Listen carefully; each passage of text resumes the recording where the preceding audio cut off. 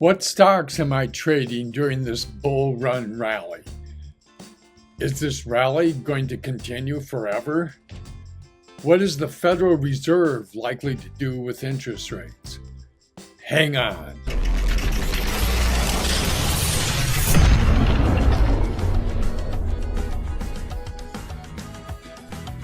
This is not financial nor professional advice. This video is for entertainment only. A stock I'm very interested in is Clearfield Incorporated. Its sign is CLFD, and they design, manufacture, and distribute fiber optics. And it's a fairly small company. It's like 1.5 billion. And I think the smaller companies are taking off first in this rally. The Russell 2000 has been taking off more than the other indexes. So we seem to be coming off a bottom, and I think that's likely to continue. And I think I want to invest in boomer small companies, and technology will probably take off first and has been taking off first. And so I'm going to look closely at Clearfield, CLFD, and look at the price action and probably go on it. It is a bit overvalued. Its forward price to earnings is like 40. Its trailing price to earnings is 38. So Clearfield Incorporated, CLFD, is a bit overpriced, okay, but it's not outrageous. It has a trailing price to earnings of 38, while Tesla has a trailing price to earnings of 66. Now, the reason Tesla overcomes that high price to earnings is they have such an outstanding growth rate of 51%. Well, Clearfield is almost as good. They don't have as high price to earnings, but their earnings growth rate is 41%. So they're almost getting to where Tesla is, and their price to earnings isn't as high. So I think this is a boomer. As we look at the chart, it's really gone on a tear recently, and I plan to play the price action, but I'm probably at some point just going to give it up and go in unless the market tanks. And I don't expect the market to tank in the near future. Another area I'm interested in investing in, a similar area, I guess, but it's something I've been investing in heavily or trading heavily anyway.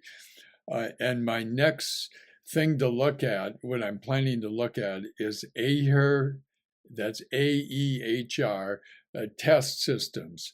And its symbol, of course, is AEHR. And what they do is they provide semiconductor equipment to help semiconductor factories test their wafers in various ways. But this is another boomer. I guess I'm risk on at the moment. We'll see if that changes, but I think I'm going to be risk on for a while just because the market does seem to be booming. As we look at the chart, you can see that it's about $500 million in market capitalization. And it's, believe it or not, it's fairly valued. Its trailing price to earnings is 42, but they are earning so much money that their forward price to earnings is only 19, which is low for a booming technology company. And I think this is, look at the chart. I mean, the last month it's going for it, and it's a small company, and small companies are doing better now, and it's in that semiconductor equipment area. This reminds me of Axelis Technologies in many ways, which I've been trading, and their symbol is AXLS. But I think this might even be better, particularly with the bias being towards small companies and semiconductors because of the bill that's passing Congress that's worth over $50 billion. So I think we have a winner here. Ahare's test systems uh, earnings growth rate is a wonderful 40%. Anytime you get an earnings growth rate over 30%, you have a boomer, in my mind anyway. And I know many of you may be waiting for a somewhat larger company that's undervalued and seems to be booming all at the same time.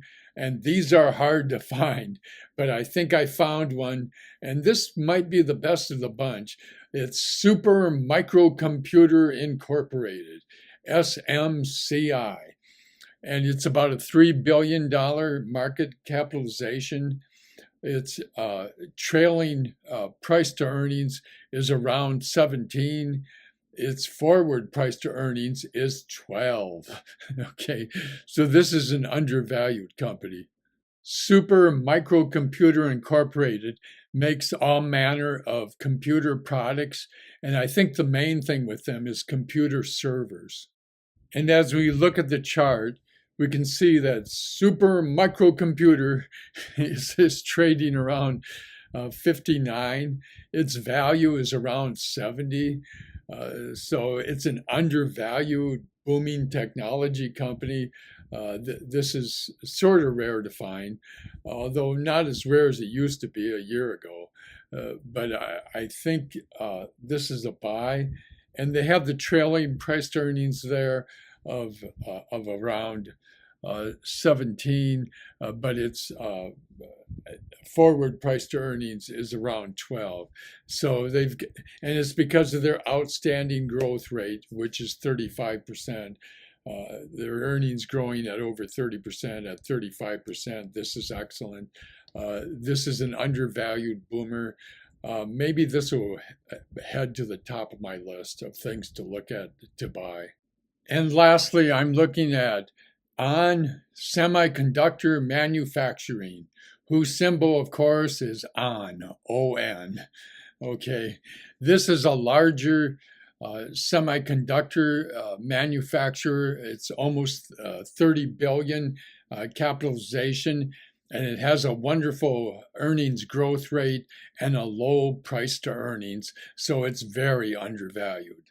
ON has a wonderful earnings growth rate of 40% while having a low price to earnings of only about 16. So this is definitely an undervalued company. It's trading at a little over 67 and its value is around 85. So this is a larger corporation. It's about almost 30 billion with that wonderful growth rate, which is so important while having the low price to earnings of 16, which makes it very undervalued. So I think I'm going to get in on this one almost for certain. So, what are the major factors affecting the stock market right now? Well, last Friday, it clearly was inflation, expectations of inflation, and the economic data coming out, and expectations of how that will affect interest rates. On Friday, we came out with a jobs report uh, with over 500,000 jobs, 528,000 jobs added. I don't think I've seen that many jobs added in a month for a long time. I mean, even pre-pandemic, to hit over 400,000 was something. But hitting 500,000 under these conditions is really wild. And so it was thought that the jobs data gaining so much that people would say, oh no, the Federal Reserve is going to increase interest rates. And so everybody was very fearful. And so the market went down, but then it recovered somewhat. It kind of went up and down all day, but it ended down just a little, a lot less than we thought it would. And I think the reason for this is in the short term, it's bearish because, oh, hey, the Fed might raise interest rates. But in the long term, it's positive because it means that we're probably going to have far less of a recession than we fear. We're in a mild technical recession right now, and it looks like that recession is going to be mild. I've never seen a severe recession where we didn't actually lose jobs month to month. So people, immediate reaction was, oh, the Fed's going to raise rates. And so they were fearful. But there's another factor affecting all this, and that's how commodities have dropped. 2/3 of commodities have gone down. Copper, lumber, especially oil. Oil has gone below $90 a barrel. It hasn't done that for a while. And so we're seeing, and the grains are starting to come down. We're having a good harvest in the United States. Ukraine has started to ship grain to the rest of the world, relieving some of those fears. So we're getting the good news, and we're getting this good news on the jobs increase. Which, well, maybe they're going to increase interest rates because you'll think, oh, I can raise interest rates without hurting the economy too bad. And that's probably somewhat likely. But also, if commodities are dropping that much in price, the only thing that really isn't going down, there's some things that aren't going down. But one thing that's going to be sticky is rent. Because once landlords set that rent, it's locked in for the year, isn't it? So I think the rent is going to be sticky, and that'll keep inflation up somewhat. But I don't think it's going to be as bad as we maybe once feared. And on August 10th, this coming Wednesday, we get at 8:30 in the morning Eastern Standard Time, we get the inflation data, the CPI, the Consumer Price Index, otherwise known as the CPI lie, the CP lie, because it's so tamped down from what inflation really is, and the government does that so they don't have to increase their Social Security and other federal payments. So it's sort of manufactured in some ways, but we still go by it. So I think the most likely thing that Powell's going to do and the Federal Reserve is going to do in September, which is the next time, they increase the rates sometime in late September. And I think the best bet is to think it's going to be increased by 0.5 percentage point, somewhat less than they did last time. And I think they're going to continue to see how the inflation data rolls in. But one mistake they don't want to make is being too lax or too light on inflation. And so they're going to increase by 0.5%, in my view, anyway. Thanks for listening and watching. Be sure to like and subscribe if you haven't done that already. Good luck to us all. We're all going to need it. And thank you very much.